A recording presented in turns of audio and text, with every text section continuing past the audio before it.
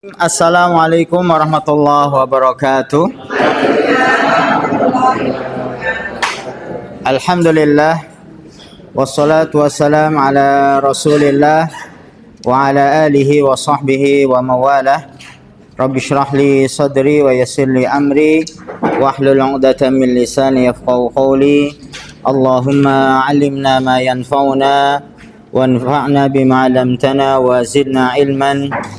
Allahumma inna nas'aluka ilman nafi'a wa rizqan thayyiba wa amalan mutaqabbala. Amma ba'd.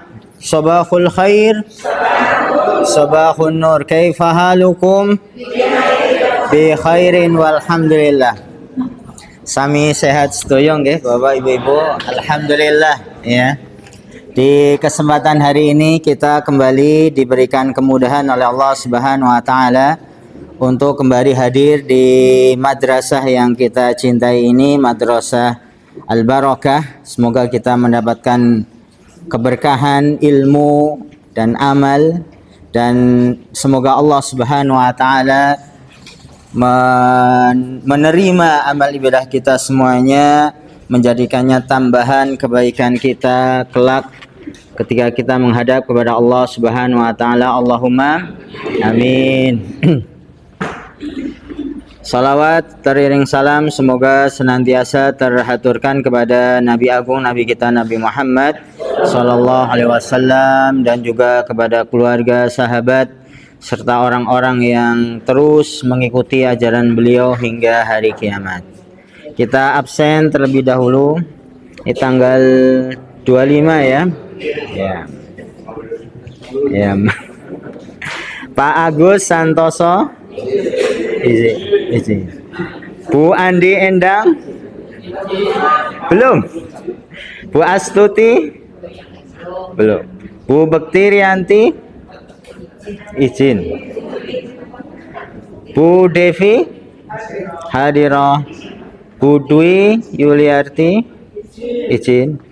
Bu Erni Maija, hadirah. Bu Eti Puji, hadirah. Bu Etika, hadirah. Bu Handayani, hadirah. Pak Harsono, hadir.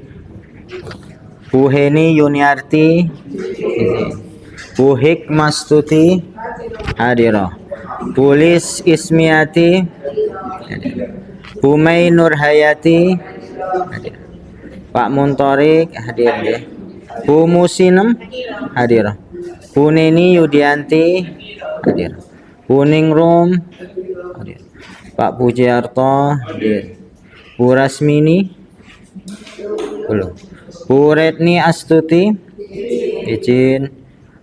Pak Rohadi, hadir. Bu Rohani, hadir. Bu Rosida, belum. Bu Salbiah, hadir. Bu Siti Khotijah, izin. Bu Siti Nurhayatun, hadir. Bu Siti Nuryati, hadir. Bu Siti Rahayu, Bu Siti Sarifah, hadir. Bu Siti Sugianti, hadir. Bu Siti Surya, izin. Bu Sri Sugiarti, hadir. Bu Subakti Laraning Tias, izin. Pak Sugeng Raharjo, hadir. Pak Suki Hartoyo, Pak Suharjo, hadir. Bu Sukarni, hadir. Bu Sumarsi, Pak Suparman, Bu Surati, ada? Alhamdulillah. Pak Wargono, hadir. Bu Wasmiati, hadir. Bu Wigati Ningsih, izin. Bu Wiji Astuti, izin. Bu Yulianti, hadir. Bu Parsiti, hadir. Ada yang belum disebutkan? Pak Dwi Priyono ya, Masya Allah. Alhamdulillah. Pak Dwi sehat, Pak Dwi? Alhamdulillah. Tadinya sore nopo nggih? Siang ya? Ya. Priya. Nggih, alhamdulillah. Nggih. Sudah semuanya ini Bapak Ibu? Sampun nggih? Ya.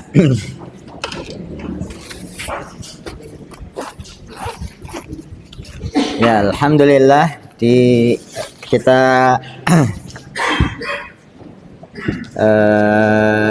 kembali akan melanjutkan kajian kita masih berkaitan dengan tauhid, nggih. Dan di kesempatan terakhir kita membahas dalil ya. Dalil bab yang keberapa Bapak Ibu? Hah? Keempat ya. Ketiga sudah selesai nggih?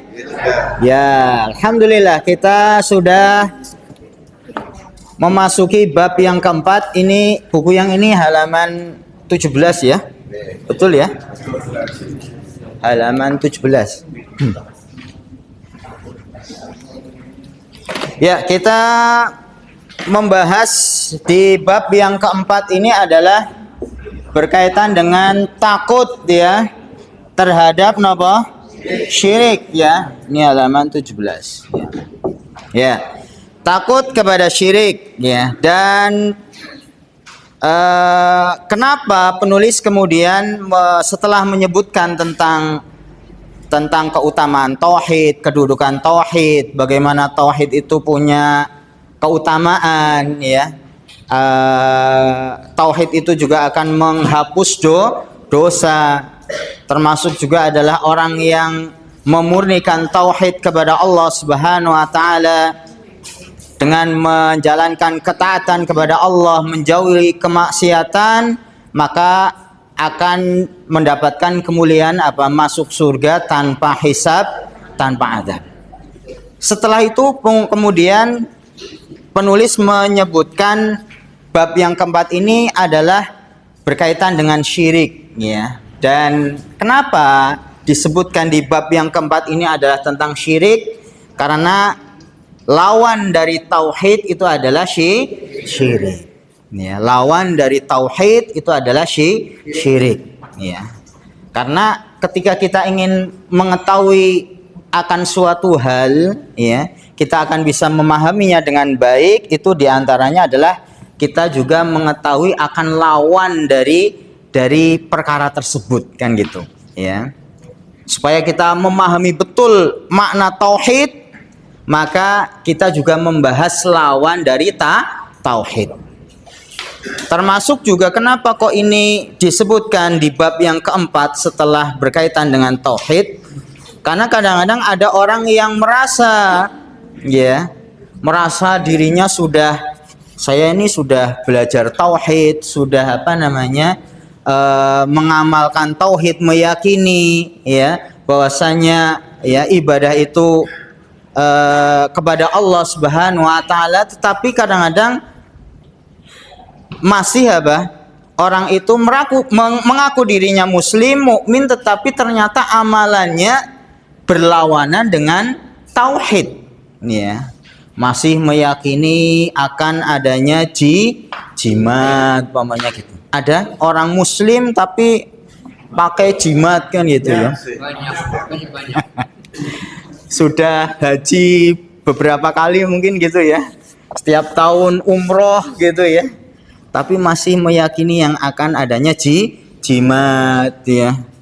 Terusan juga meyakini kalau ini bulan Suro itu adalah bulan sial ya, nggak boleh barang gawe. Ini adalah amalan-amalan yang kalau kita teliti itu adalah bertentangan dengan tauhid ya.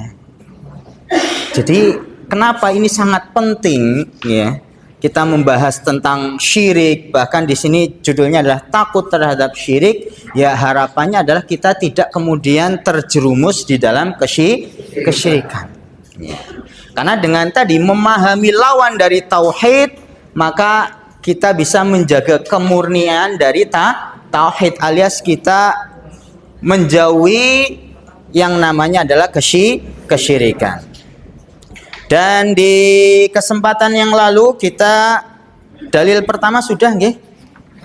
Sudah belum ini? Surat An-Nisa ayat 48. Belum? Ya. Kita akan mulai membahas dalil yang pertama ya, yang menunjukkan akan bahaya dari syirik ya. Jadi syirik ini adalah dosa yang paling puncaknya, paling besar ya. Dan nanti syirik itu juga terbagi menjadi dua, ada syirik besar dan ada syirik kecil ya. Ini dalil yang pertama yang dibawakan oleh penulis adalah dari Al-Qur'an ya. Dan setiap bab nanti seperti itu ya. Dalilnya itu diambilkan kalau tidak dari Al-Qur'an, dia dari hadis ya. Yang pertama ini adalah surat An-Nisa ya. Surat An-Nisa. Apa itu An-Nisa artinya Bapak Ibu? Ya. An-Nisa ya. Ini termasuk surat yang panjang gitu ya. Nanti kalau Bapak Ibu membaca Al-Qur'an dari depan itu ya. Ya, Al-Fatihah, Al-Baqarah, Ali Imran. Ya ini setelah Ali Imran apa? An-Nisa ya. Ya. Ini termasuk ya, ini judulnya saja wanita ya. Ini nanti di dalam surat An-Nisa ayat 48 ya. Allah Subhanahu wa taala berfirman, "Innallaha la yaghfiru an yushraka bihi wa yaghfiru ma duna dzalika liman yasha." Kita baca dulu ya bersama-sama nggih. Ya, supaya kita juga mendapatkan pahala dari setiap huruf ya yang kita baca. Karena ini adalah ayat Al-Qur'an ya. Membacanya saja sudah dinilai ibadah. Tidak dihitung per kata tetapi per huruf ya. Per huruf di dalam Al-Qur'an itu dinilai kebaikan. Dan satu kebaikan bisa dilipat gandakan sampai 10 kali lipat. Ya. Saya mulai dulu nggih. Saya mulai dengan ta'awudz ya. Ta'awudz itu apa? Isti'adzah. Ta'awudz itu membaca a'udzubillahi minasyaitonirrajim. Ya. A'udzubillahi minasyaitonirrajim. Monggo. A'udzubillahi minasyaitonirrajim. Innallaha la yaghfiru an yushraka bih. Monggo.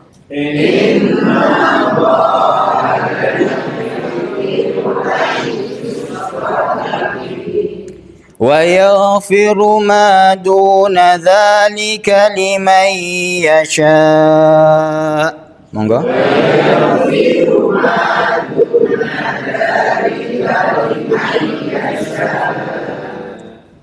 Sekali lagi ya. Innallaha la yaghfiru an yushraka bih. Monggo.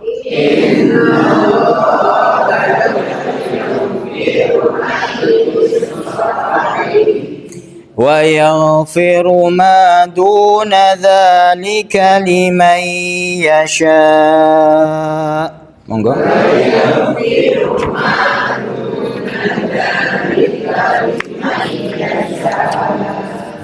Alhamdulillah. Jazakumullah khairan ya. Wa barakallahu fik ya, fikum ya. Berapa huruf ini Bapak Ibu? Lumayan ya. Nggih. Ini dalil yang menunjukkan bagaimana bahaya dosa dari syirik. Allah berfirman, "Innallah", sesungguhnya Allah, "la yaghfiru ayyushraka bih", ya. Allah tidak akan mengampuni dosa syirik. Wah, ini.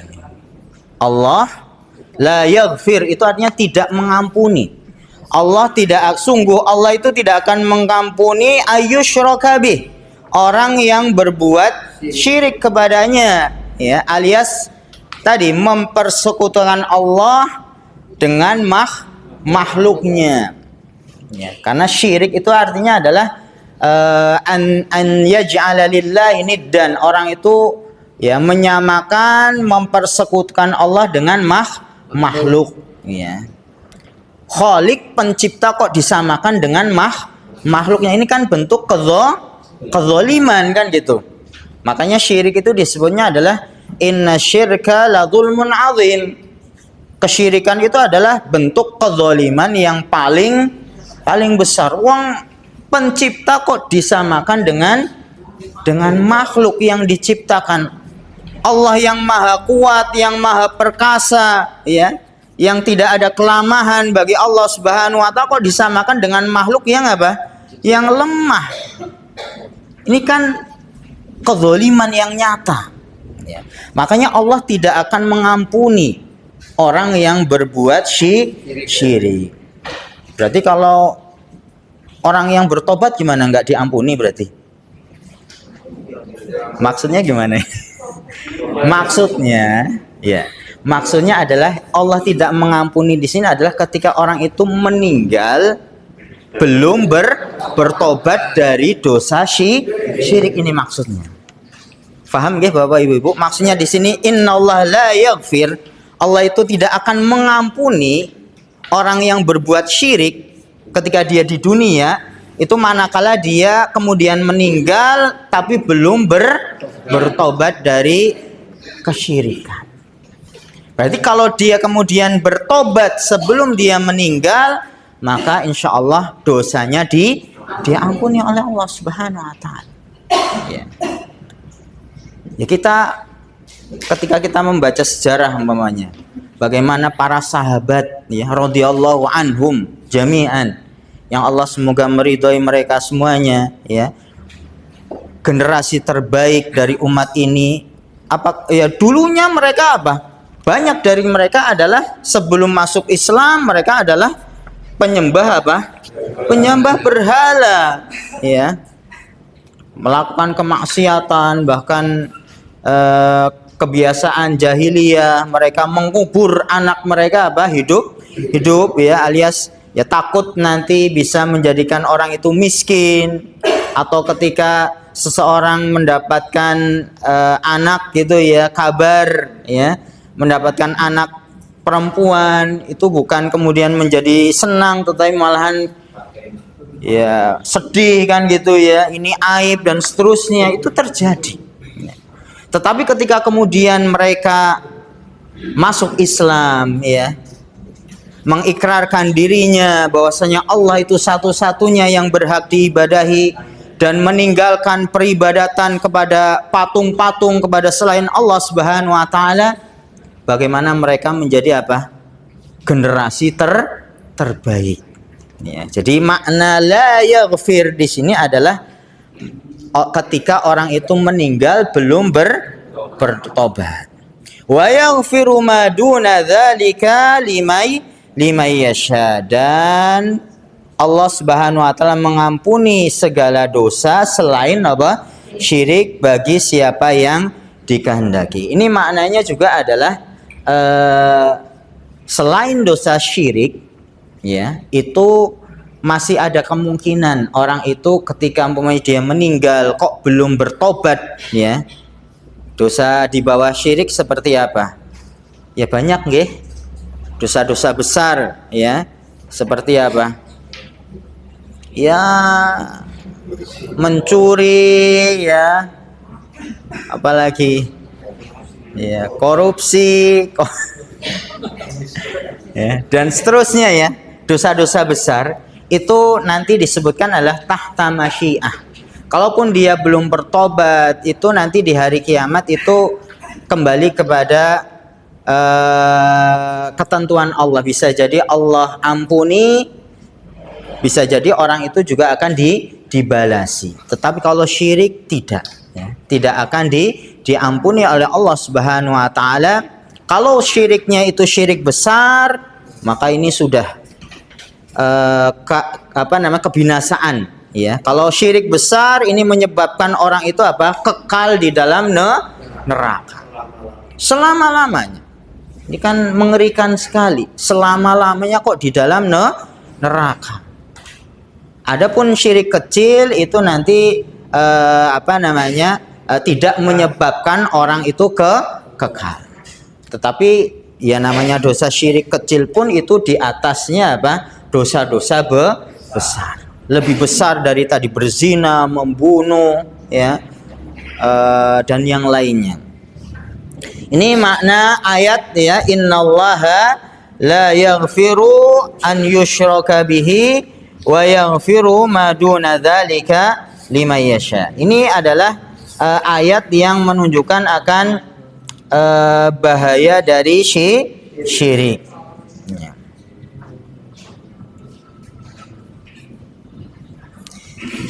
Walaupun memang nanti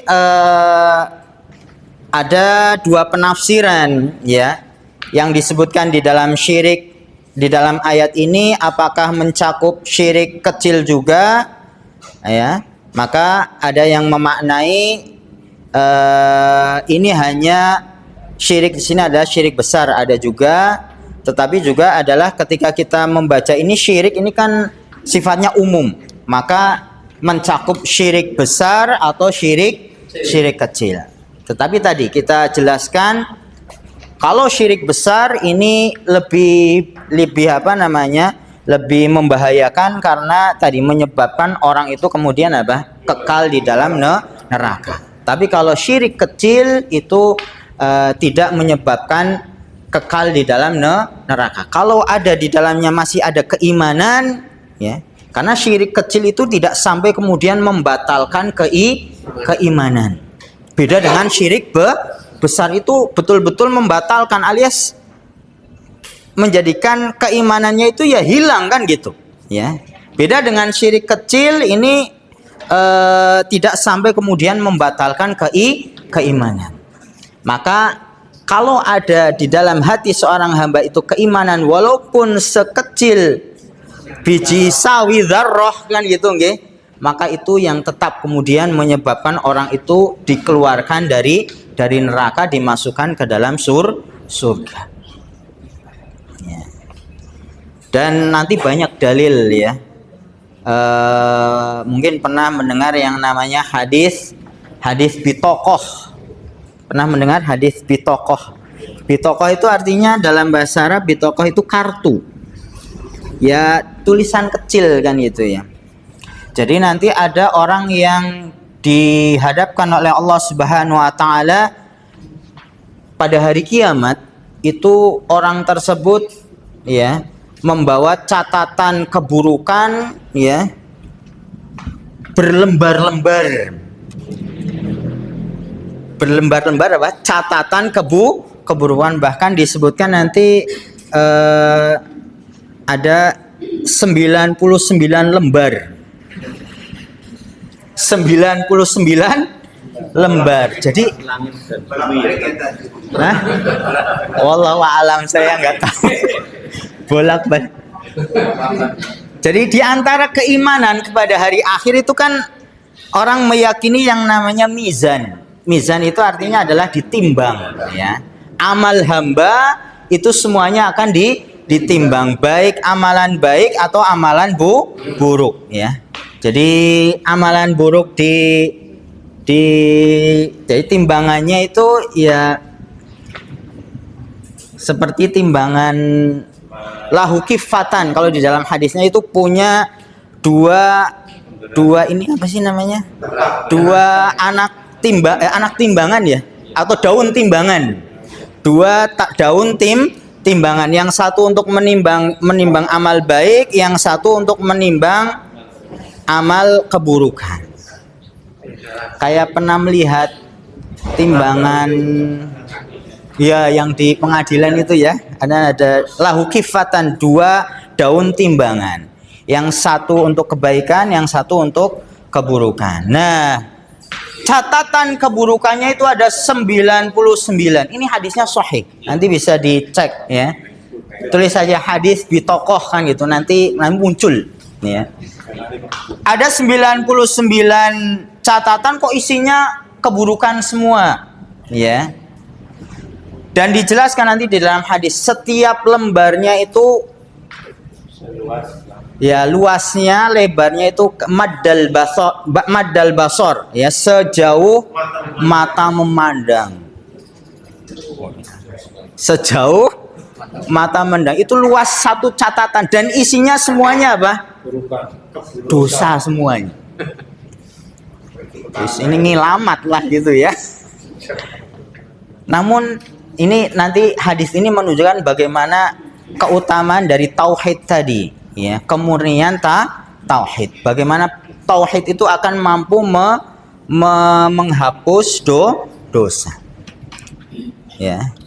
99 lembar dan satu lembarnya itu sejauh mata memandang. Maka ketika ditanya hamba tersebut, apakah engkau mengakui perbuatan dosa? Iya, itu mengakui. Sampai kemudian ketika ditanya, apakah engkau memiliki kebaikan, kan gitu ya.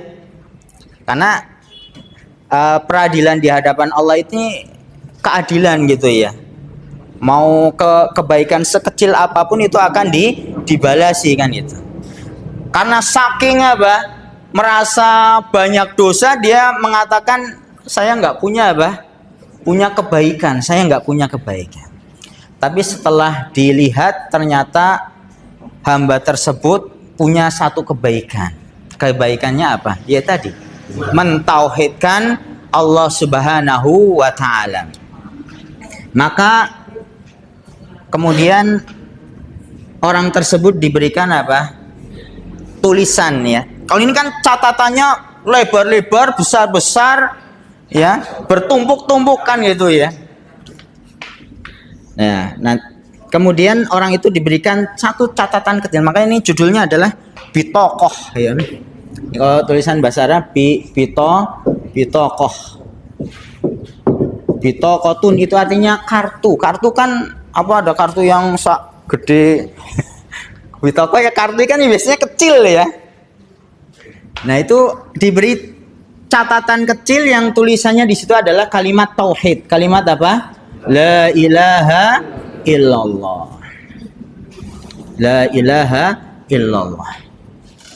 Dan ketika catatan kecil itu bertulisan kalimat la ilaha illallah kemudian diletakkan di daun timbangan yang lain, famalat bihinna la ilaha illallah. Nanti disebutkan di dalam hadis, ternyata kok lebih berat apa? Daun timbangan yang di situ ada tulisan kalimat la ilaha illallah. Akhirnya orang itu masuk ke dalam surga. Ya. Ini ada di dalam hadis, nanti bisa dicek gitu ya. Ini hadis yang sangat masyhur, terkenal, menunjukkan akan keutamaan tauhid, ya. Keimanan kepada Allah Subhanahu wa taala. Tapi jangan kemudian hadis ini dimaknai, ora apa-apa, orang banyak berbuat dosa, bukan itu kan gitu ya. Ora apa-apalah, yang penting kan saya beriman kan gitu ya. Siapa yang menjamin orang itu kemudian meninggalnya dalam keadaan beriman, ya, kalau dia kemudian terus banyak bermaksiat kan gitu. Cuman ini maknanya adalah bagaimana keimanan tauhid, ya, kepada Allah Subhanahu wa taala itu punya keutamaan, di antaranya adalah menghapus dosa. Ya, kita berharap, berdoa kepada Allah Subhanahu wa taala semoga kita ya di akhir hidup kita itu tetap dalam keadaan apa? Beriman, bertauhid kepada Allah Subhanahu wa taala. Kalaupun kita ya berbuat dosa, maka kita iringi perbuatan dosa itu dengan taubat, ya, beristighfar kepada Allah, termasuk juga adalah mengiringi keburukan itu dengan kebaikan, ya. Watbi'is sayyi'atal hasanata tamhuha. Ikutilah perbuatan buruk, ya, sayyi'ah itu kan keburukan, kejelekan, al hasanah dengan kebaikan, tamhuha, karena perbuatan baik itu akan menghapus apa? Perbuatan buruk. Ya, kalau dulu mbien ya, karena belum ngerti, ya, orang itu kemudian berbuat maksiat, ya, dosa, bahkan mungkin terjerumus di dalam kesyirikan dan seterusnya, Maka ketika Allah berikan petunjuk hidayah, ini sangat mahal sekali, ya. Diberikan petunjuk hidayah oleh Allah Subhanahu wa taala, mengenal Islam, mempelajari Islam dengan baik, khususnya adalah berkenaan dengan tauhid, ya. Ini adalah kebaikan. Bahwasanya Allah itu menghendaki orang tersebut apa? Kebaikan, supaya kembali kepada Allah, ya. Kembali kepada siratal mustaqim, jalan yang lurus, ya. Ya, jalannya para nabi, orang-orang soleh, syuhada, ya. Ini nikmat dari Allah. Hidayah itu mahal, ya. Hidayah itu adalah hal yang mahal sekali. Tidak semua orang kemudian mendapatkan hidayah, petunjuk dari Allah Subhanahu wa taala, ya. Banyak orang yang mengaku muslim, Islam, tetapi ya tadi, karena nggak mendapatkan petunjuk dari Allah, taufik dari Allah, amalan-amalannya apa? Ya bisa jadi bertentangan dengan syariat itu sendiri, ya. Ini apa namanya, dalil yang pertama. Ya, jelas niki nggih Bapak Ibu, dalil yang pertama dari Al-Qur'an. Monggo mungkin kalau ada yang ingin menambahkan, ya, kaitan dalil yang pertama ini.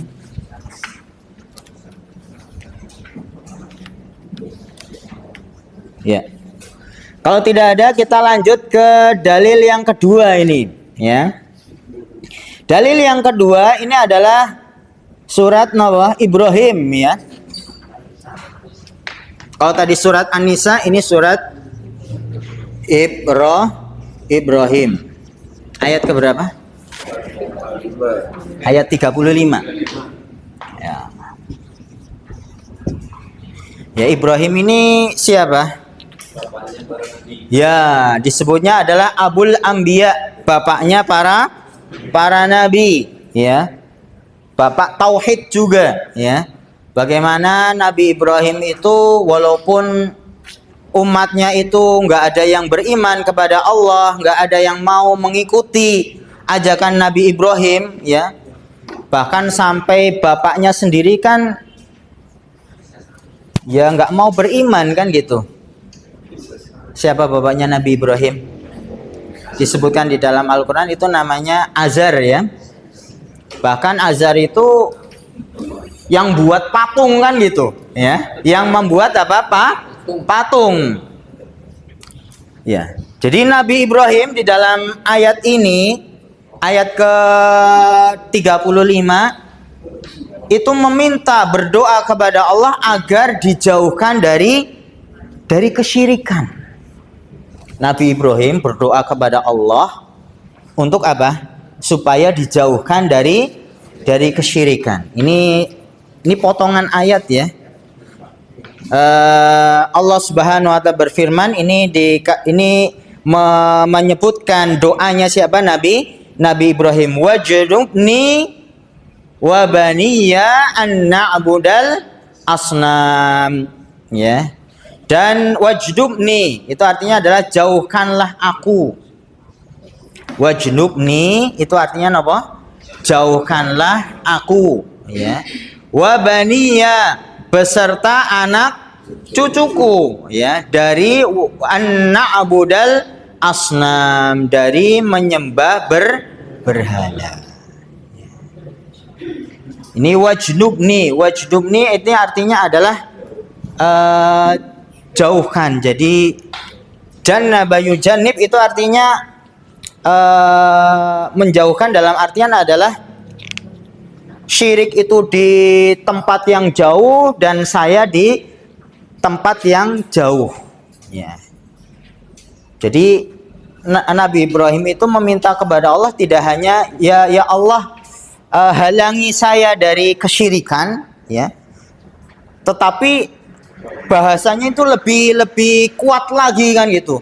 Jadi dijauhkan syirik di tempat yang jauh, saya di tempat yang jauh. Kan kalau sama-sama jauh kan enggak mungkin apa? Bersatu kan gitu, ya. Tidak hanya mengatakan ya Allah wamna'ni, ya, dengan kata mana itu cegah, ya, tetapi lebih ablah lagi, lebih jelas lagi adalah jauhkan, alias syirik di bagian yang jauh, saya juga yang jauh. Ya. Ini kalau istilahnya ketika kita memahami ayat ini dengan mengembalikan ke makna bahasanya kan gitu ya. Ini pemilihan katanya pun juga sangat apa? Sangat tepat kan gitu ya. Jadi ingin dijauhkan dari apa? Kesyirikan. Ini siapa yang mengatakan atau siapa yang berdoa di sini adalah Nabi Ibrahim yang Allah Subhanahu wa taala sudah apa? Memuji ya. Nabi Ibrahim itu adalah ummah ya. Kana ummatan qanitan lillah ya. Seorang imam ya, istilahnya orang yang bisa dijadikan panutan, tauladan ya. Khususnya adalah kaitan dengan keimanan kepada Allah, itu pun masih apa? Minta kepada Allah supaya apa? Dijauhkan dari kesyirikan. Ini kan berarti menunjukkan apa? Akan bahaya dari syirik itu sendiri. Ya.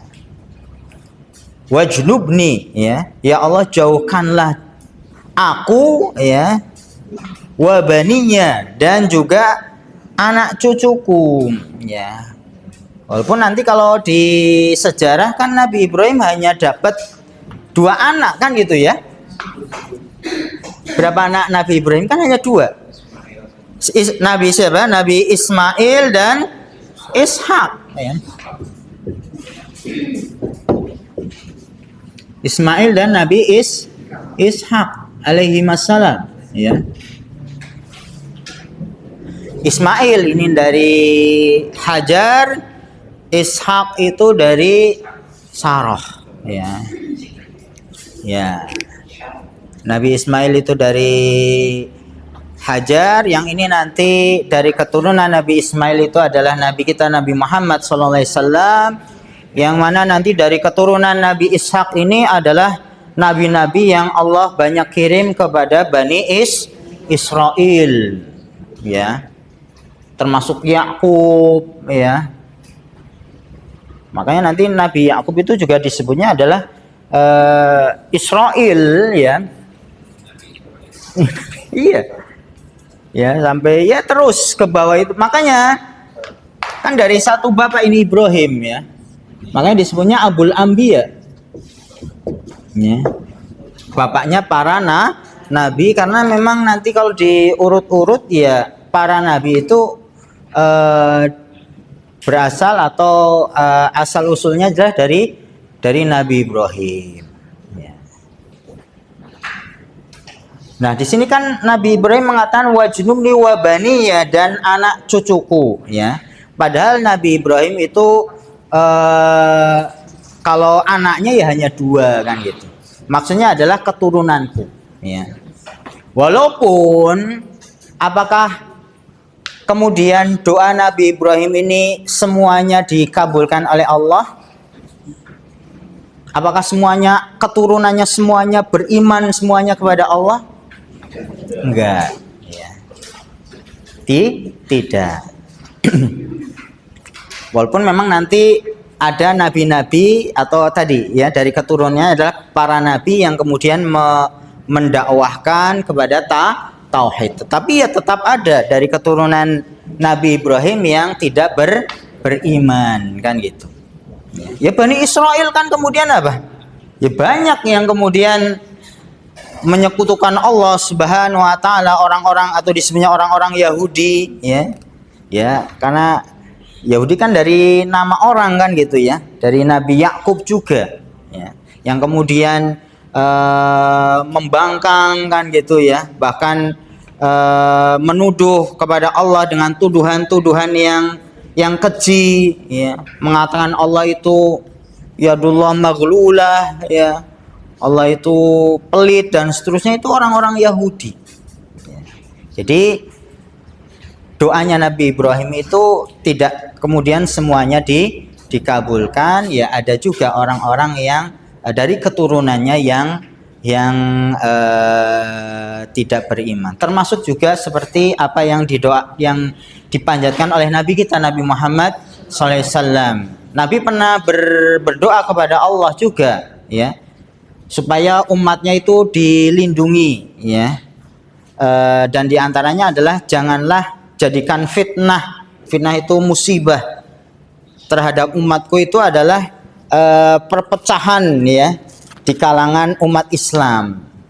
Itu doanya Nabi Muhammad. Tetapi ya ternyata juga nggak semuanya dikabulkan oleh Allah. Alias ya terjadi fitnah kan gitu, ya. Perpecahan kan, kemudian juga saling bermusuhan, bahkan saling menyerang juga terjadi di antara orang yang muslim kan gitu. Bahkan di zaman sahabat pun juga pernah terjadi itu. Nah, di poin atau di dalil yang kedua ini, ya, tadi bagaimana penulis kemudian membawakan ayat ini sekali lagi untuk menunjukkan bagaimana syirik itu adalah sesuatu yang berbahaya, ya, yang kita harus takut, dalam artian jangan sampai kita kemudian terjerumus di dalam kesyirikan. Ini dikatakan di dalam keterangan dari ayat ini, ya. Fa Ibrahim alaihi salam yakhafu syirk ala nafsihi. Di dalam ayat ini menunjukkan bagaimana Nabi Ibrahim alaihissalam itu takut terhadap kesyirikan, ya. Jangan sampai dirinya kemudian terjerumus di dalam kesyirikan. Padahal siapa Nabi Ibrahim? Khalilur Rahman, ya. Nabi Ibrahim itu adalah kekasihnya siapa? Allah Subhanahu wa taala. Wa imamul khunafa, ya. Nabi Ibrahim ini adalah imamnya, pimpinannya para al-khunafa, ya. Para orang-orang baik, ya, yang lurus akidahnya. Itu pun masih berdoa kepada Allah supaya dijauhkan dari kesyirikan. Lah, kalau kita seperti kita ini, ya, yang bukan nabi, bukan rasul, ya, manusia biasa, dalam artian adalah kita sering kalah dengan hawa nafsu, kok sampai merasa dirinya aman gitu, ya, dari kesyirikan ini kan, ya, pede banget gitu, ya. Jadi rasa takut kepada dosa, rasa takut kepada kesyirikan itulah yang sebetulnya akan menjaga terus kita supaya kita jangan sampai terjerumus di dalam kesyirikan. Tapi kebalikannya, orang yang merasa aman, saya kan sudah ngaji tauhid kan gitu, ya. Dan juga sora mungkin aku jadi rasa aman itu malahan bisa jadi menjadikan orang terjerumus di dalam kesyirikan. Karena dia merasa aman, ya sudah. Karena dia terjerumus di dalam kesyirikan tapi enggak menyadari itu. Jadi pelajarannya bagaimana orang yang sosok sekelas Nabi Ibrahim saja takut kepada kesyirikan karena saking bahayanya. Ya, nanti di ayat yang lain juga Nabi kita Nabi Muhammad SAW juga diperingatkan, ya, dari dosa syirik tadi, ya.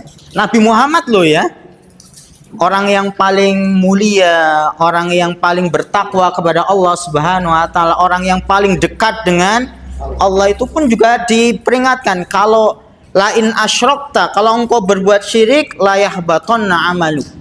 Amalmu itu juga akan akan batal, hilang. Itu Nabi kita Nabi Muhammad SAW, ya. Jadi syirik ini bukan perkara yang remeh, tetapi adalah perkara yang berat, yang besar. Makanya kita terus pentingnya belajar mengkaji tauhid ya. Kalaupun nanti kita selesai dari buku ini, ngulang lagi ya nggak apa-apa. Supaya apa? Betul-betul kita itu tahu dan bagaimana memahami syirik itu adalah sesuatu yang bahaya. Buktinya nun sewu ini buktinya gitu ya. Kalau kita mendengar di berita gitu ya, ada orang berbuat perbuatan yang jelek, mau korupsi ya. Apa mungkin mendengar orang korupsi gitu ya. Ya mau bupati atau mau rektor oh yang lain. Itu kan heboh ya. Heboh enggak? Deneng bisa sih ya. Bupati nganu pokoknya kayak gitu. Orang itu merasa atau kita mendengar ada orang berbuat perzinaan gitu ya kan, atau pembunuhan kan gitu ya. Ada mungkin yang terakhir dengar itu yang di Patik Raja ya, ada anak bunuh orang tuanya napa nggih? Bunuh neneknya gitu ya. Ini kan heboh gitu ya. Di koran sekarang jarang membaca koran. Masih di headline gitu ya. Itu kan menjadi berita utama kan gitu. Itu dosa bukan? Ya dosa. Dosa besar iya dosa besar. Tapi kita bandingkan dengan ketika ada orang umpamanya di suatu tempat kan gitu ya. Di situ ada ritual-ritual kesyirikan. Mereka kemudian menyembelih ya, dipersembahkan kepada penghuni laut selatan atau ya dipersembahkan kepada penghuni gunung ya, atau ada yang dipersembahkan kepada dewa-dewa yang mereka yakini ya. Padahal yang melakukan itu ya yang mengaku muslim kan gitu. Apakah kemudian itu menjadi heboh? Menjadi heboh enggak? Ya biasa saja, padahal itu bahkan dianggap itu suatu hal yang biasa. Oh, ini kan adat istiadat, ajaran nenek. Padahal kalau kita kembali kepada Al-Quran ya, kembali kepada dalil yang kita kaji ini, bagaimana syirik ini dosanya apa? Di atas tadi ya, dosa-dosa besar lainnya. Bahkan kalau syiriknya adalah syirik besar, ini sudah orang tidak bertobat dari syirik besar itu sehingga dia meninggal, maka dia akan ya sengsara selama-lamanya.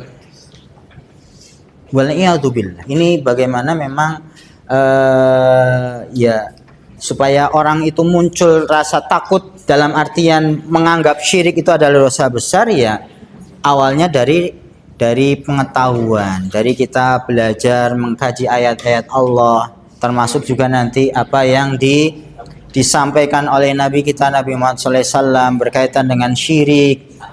Ini ya harapannya kita bisa bisa terhindar dari kesyirikan ya, karena kita tadi tidak merasa aman kan gitu. Seperti halnya siapa? Nabi Ibrahim tidak merasa aman dari yang namanya syirik ya. Ini dikatakan selanjutnya fala ta'man asyirk ya, hendaklah orang itu tidak merasa aman dari kesyirikan, wala ta'man an-nifaq ya, tidak merasa aman dari sifat kemunafikan ya. Karena dikatakan idla ya'manin nifaq illa munafik, karena orang yang merasa aman dari nifaq itu bisa jadi dia adalah orang munafik. Orang yang merasa gak mungkin saya jadi orang munafik itu bisa jadi yang mengatakan itu adalah karena dia ada kenifakan di dalam dirinya ya. Wala yakhafun nifaqu illal mu'min, dan tidaklah orang itu takut kepada kemunafikan kecuali dia adalah orang yang beriman. Jadi keimanan itu di antara ciri-cirinya, di antara apa namanya bentuk keimanan itu adalah keimanan itu kemudian menjadikan orang itu takut terjerumus di dalam dosa besar. Ya, di antaranya adalah kesyirikan dan juga adalah kemunafikan. Ini karena kalau syirik besar, nifak besar inilah yang kemudian menyebabkan orang itu keluar dari keislaman. Bahkan dikatakan di sini ada riwayat ini ya. Mungkin ini terakhir ya, ini udah 9. Dikatakan qala Ibnu Abi Malikah. Ini dikatakan oleh seorang namanya sahabat ini ya, Ibnu Abi Malikah, namanya adalah Ibnu Abi Malikah. Nama orang ini ya. Ini ingin menggambarkan bagaimana kondisi para sahabat ya. Mereka adalah orang-orang yang generasi terbaik yang beriman kepada Allah ya. Bagaimana mereka adalah orang-orang yang gigih gitu ya di dalam berdakwah. Mereka juga adalah orang-orang yang takut gitu ya, takut kepada syirik. Ini dikatakan oleh Ibnu Abi Malikah ya. Apa yang dikatakan? Adraktu salasina min ashabin Nabi. Aku pernah bertemu dengan 30 sahabat Nabi. Banyak apa sedikit 30? Ya lumayan ya, banyak ya.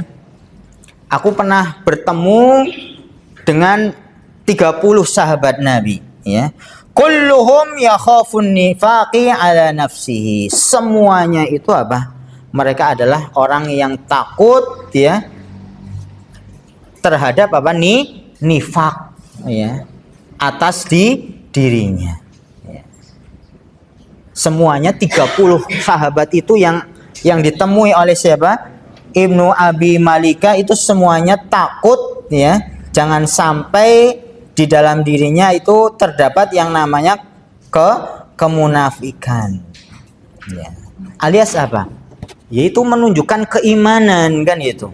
Takut akan kemunafikan, termasuk juga adalah takut akan kesyirikan ya. Itu menunjukkan apa? Iman yang benar.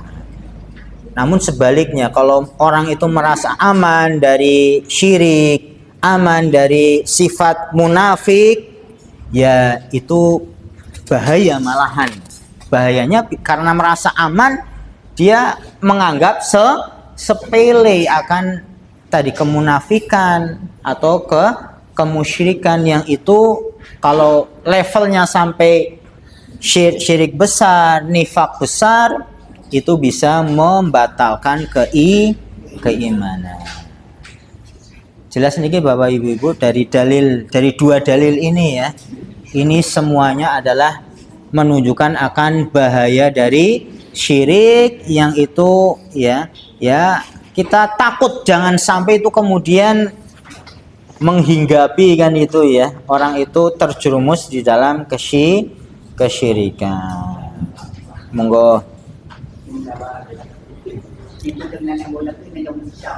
Nenek moyang. Ya. Nenek moyangnya orang Indonesia.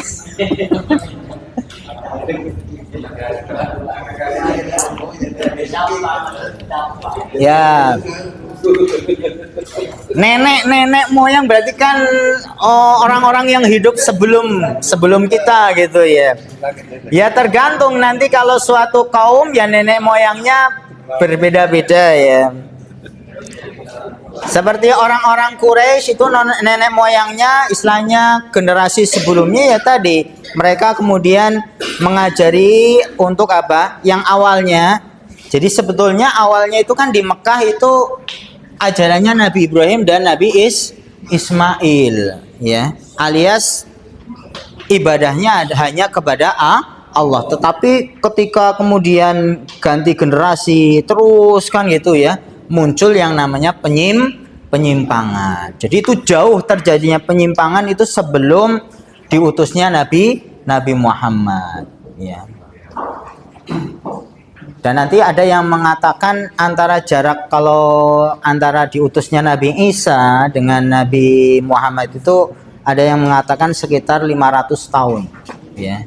Jarak antara diutusnya Nabi Isa dengan diutusnya Nabi Muhammad itu berapa?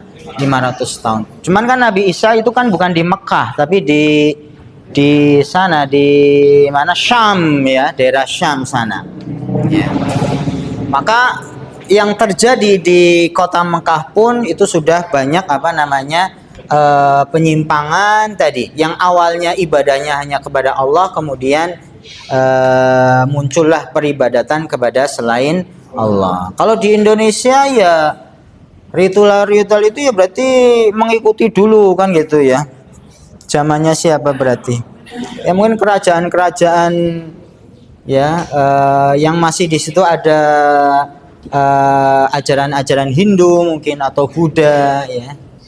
Yang itu bisa jadi awalnya sudah ada dakwah gitu dari Wali Songo, tetapi belum tuntas, dalam artian masih ada sisa-sisa adat-adat yang itu meniru, mengikuti dari pemahaman keyakinan agama-agama yang lain kan itu. Maka dengan kembali kepada kita membahas Al-Quran dan apa yang disampaikan oleh Nabi itu ya tadi, kita kemudian kembali kepada tuntunan apa yang diserukan oleh Allah Subhanahu wa Ta'ala, dan itu adalah jalan ke keselamatan kita semuanya. Ya kita kan pengennya selamat kan gitu nggih. Selamat di dunia dan yang akhirnya diantaranya adalah terhindar dari kesyirikan. Gitu nggih Pak. Jadi ya memang itu masih banyak ya. Masih banyak diyakini, masih banyak diamalkan mungkin ya di sekitar kita. Ya ini termasuk kewajiban kita semuanya Bapak Ibu-ibu ya. Kita dakwah ya. Dakwah, mengajak orang kepada tauhid, ini kewajiban kita semuanya. Pelan-pelan tentunya nggih. Pelan-pelan dengan cara-cara yang baik ya. Tidak langsung kita lihat ada orang berbuat syirik langsung kowe musyrik neraka, enggak boleh seperti itu. Ya, tapi harus dengan cara-cara yang baik. Bisa jadi orang melakukan itu karena enggak ngerti. Hanya ikutan tadi. Oh, ini kan sudah jadi tradisi nenek moyang. Jadi harus dengan cara hikmah yang baik. Ya. Gitu nggih Bapak Ibu-ibu? Sudah lewat. Ya, terima kasih. Ya, semoga Allah Subhanahu wa Ta'ala menjaga kita semuanya dari dosa-dosa, khususnya adalah kesyirikan ya. Dan kita terus diberikan taufik oleh Allah ya. Dimudahkan oleh Allah di dalam menjalankan ketaatan sehingga kita kemudian mendapati akhir kita ya, hidup kita dalam keadaan husnul khatimah. Allahumma amin ya. Kita akhiri dengan doa kafaratul majlis. Subhanakallahumma bihamdika asyhadu an la ilaha illa anta astaghfiruka wa atubu ilaik. Assalamualaikum warahmatullahi wabarakatuh.